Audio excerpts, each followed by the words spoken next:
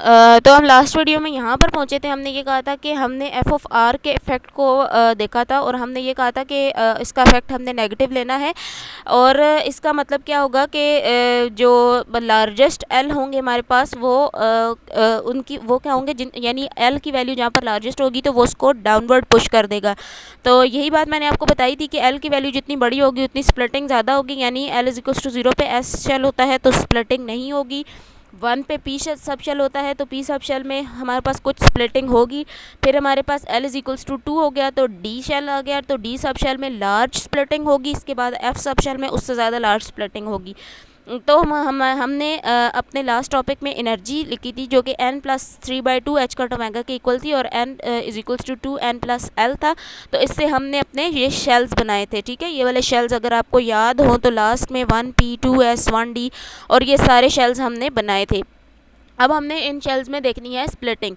तो स्प्लिटिंग हम देखेंगे कि अगर L 0 है तो हमारे पास 1s पॉसिबल वैल्यू है, यानी J की पॉसिबल वैल्यू हमारे पास क्या हो जाएगी, सिर्फ हाफ हो जाएगी। तो 1s रिमेन्स 1s, तो s में कोई स्प्लिटिंग नहीं हो रही तो 1s रिमेन्स 1s। अब हमारे पास क्या है कि अगर हम कहते हैं कि L इज इक्वल्स टू 1 हो गया, L इज इक्वल्स टू 1 है तो हमारे पास कौन सा ऑर्बिट कौन सा सबशेल होगा, 1p होगा।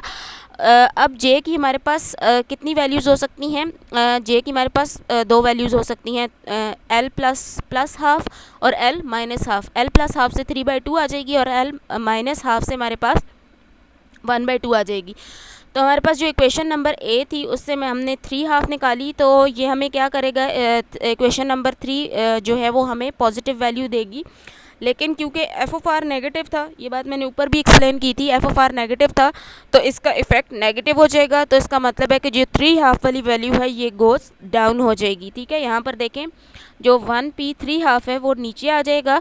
और अगर हम क्या करें कि इक्वेशन नंबर बी को देखें और इसको एफ आर से मल्टीप्लाई करें तो वो हमें पॉजिटिव वैल्यू देगा। और इक्वेशन नंबर बी में जो जे की वैल्यू हमने यूज़ की थी वो एल माइनस हाफ यूज़ की थी, तो एल माइनस हाफ हमें क्या दे रहा है, 1/2 दे रहा है, यानी 1 माइनस 1/2 1/2 देगा।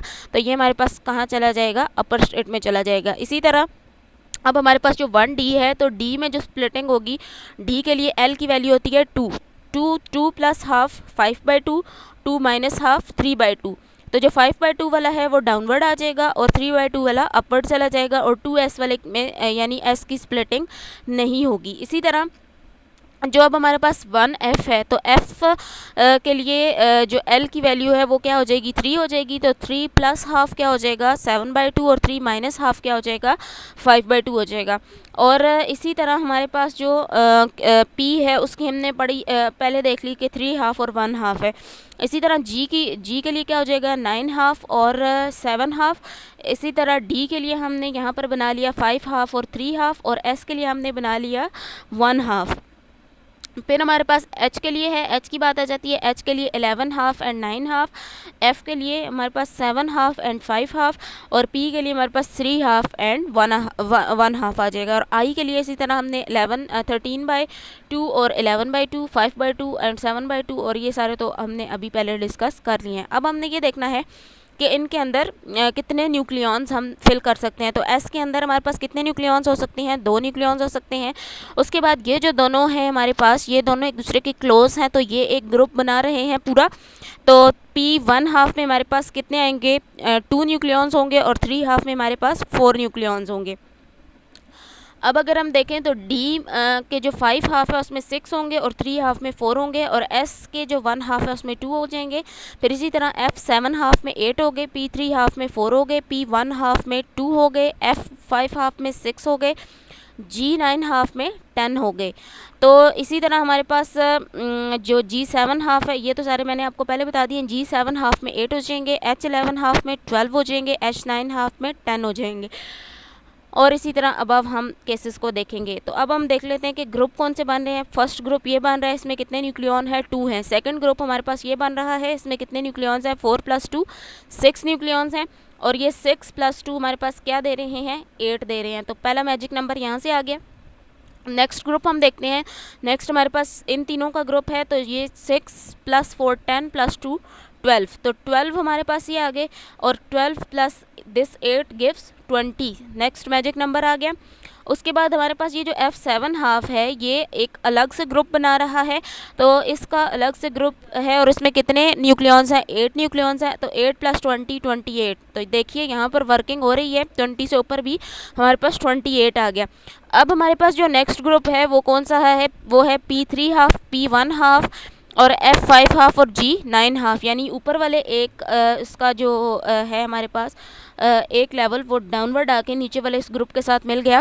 तो ये कितना हो गया, 4 10 16 16 + 2 18 18 + 4 22। तो 22 + 28 हमारे पास क्या हो गया, 50 आ गया। तो एक और मैजिक नंबर आ गया यहाँ से। नेक्स्ट अगर हम देखें तो हमारे पास ये पूरा ग्रुप बनता है।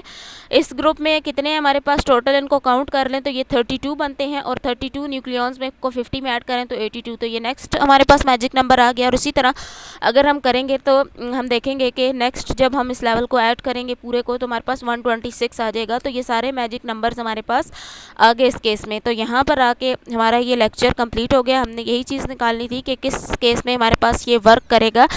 और हमने क्या किया यहाँ पर कि हमने स्पिन ऑर्बिट इंटरेक्शन कंसीडर की, स्पिन ऑर्बिट पोटेंशियल लिया और उसके ज़रिए से हमने ये तमाम मैजिक नंबर्स हासिल कर लिए। तो ये हमारे पास चीज़ें यहाँ पर हो गई प्रूफ। तो यहाँ पर हमारा ये शेल मॉडल का जो लेक्चर है वो मैंने वाइंड अप कर दिया। इसमें कुछ और भी चीज़ें हैं लेकिन वो जहाँ पर मैं डिस्कस नहीं कर रही क्योंकि ये बहुत ज़्यादा लंबा टॉपिक हो गया।